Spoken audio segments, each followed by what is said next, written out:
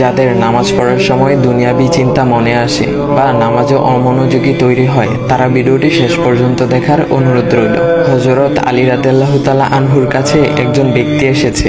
তখন লোকটা বলল, হুজুর, আমার নামাজে মন বসে না। নামাজে দাঁড়ালে আমার দুনিয়াবি নানা চিন্তা আসে। হুজুর, আমার এই নামাজ কি আল্লাহ তাআলা কবুল করবেন? তখন হযরত আলী রাদিয়াল্লাহু তাআলা আনহা বলেছেন, না, তোমার নামাজ কবুল হবে না। তখন লোকটা মনে অনেক কষ্ট নিয়ে চলে যাচ্ছেন। এমন সময় রাসূল সাল্লাল্লাহু আলাইহি ওয়াসাল্লাম এসে হযরত আলী রাদিয়াল্লাহু তাআলা আনহুকে জিজ্ঞাসা করলেন, ইয়া আলী, আপনার কাছে লোকটা কেন এসেছিল? এসে দেখি মন খারাপ করে চলে গেল। কেন, কি হয়েছে আমাকে বলুন। তখন আলী রাদিয়াল্লাহু তাআলা আনহু বলেন, তিনি আমার কাছে জানতে এসেছেন যে নামাজে দুনিয়াবি চিন্তা আসলে নামাজ হবে কিনা। আমি বলেছি, না, তোমার নামাজ কবুল হবে না। রাসূল সাল্লাল্লাহু আলাইহি ওয়াসাল্লাম তখন বলেন, ইয়া আলী, আপনাকে আমি একটা চাদর উপহার দিতে চাই, তবে একটা শর্ত আছে। আলী রাদিয়াল্লাহু তাআলা আনহু খুশি হয়ে বলেন, ইয়া রাসূলুল্লাহ, কি শর্ত তা বলুন, আমি আপনার সকল শর্ত মেনে নিব। বুঝতেই তো পারছেন রাসূল সাল্লাল্লাহু আলাইহি ওয়াসাল্লামের চাদর বলে কথা। তখন রাসূল সাল্লাল্লাহু আলাইহি ওয়াসাল্লাম বললেন, ইয়া আলী, আপনি যদি এই মুহূর্তে 2 রাকাত নামাজ একনিষ্ঠভাবে পড়তে পারেন দুনিয়াবি সকল চিন্তা দূর করে, তাহলে আমি আপনাকে সেই চাদরটি উপহার দেব।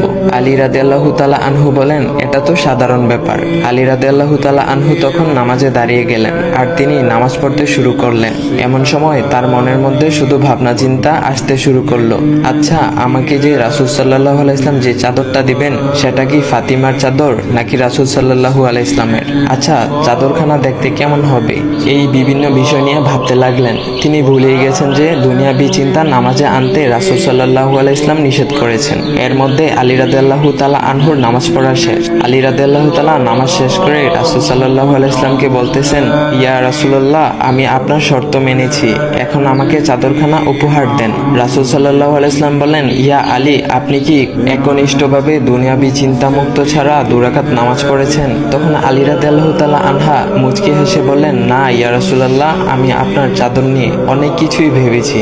তখন রাসূল সাল্লাল্লাহু আলাইহি ওয়াসাল্লাম বলেন, ইয়া আলী, নামাজ তোমারও হয়েছে, আর তুমি যাকে নামাজ হবে না বলে ফতোয়া দিয়েছ তার নামাজও আল্লাহ তাআলা কবুল করে নিয়েছেন। শোনো আলী, দুনিয়াবি চিন্তা দ্বারা নামাজ বাতিল হয় না, নামাজ মহান আল্লাহ তাআলা কবুল করে নেন। সকল ফরজ নিয়ম কানুন মেনে নামাজ পড়লে নামাজ হবে ইনশাল্লাহ। তবে আমাদের সকলের উচিত নামাজ আদায় করার সময় একমাত্র আল্লাহকে স্মরণ করে নামাজ আদায় করা।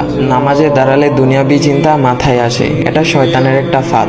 আল্লাহ তাআলা আমাদের সকলকে শয়তানের কুমন্ত্রণা থেকে হেফাজত রাখুক এবং সঠিকভাবে মনোযোগের সাথে নামাজ আদায় করার মতো তৌফিক দান করুক। সবাই বলি আমিন। চাইলে ভিডিওটা আপনি অন্যদের কাছে শেয়ার করতে পারেন, এতে অন্যদের ভুল ভ্রান্তিগুলো দূর হবে।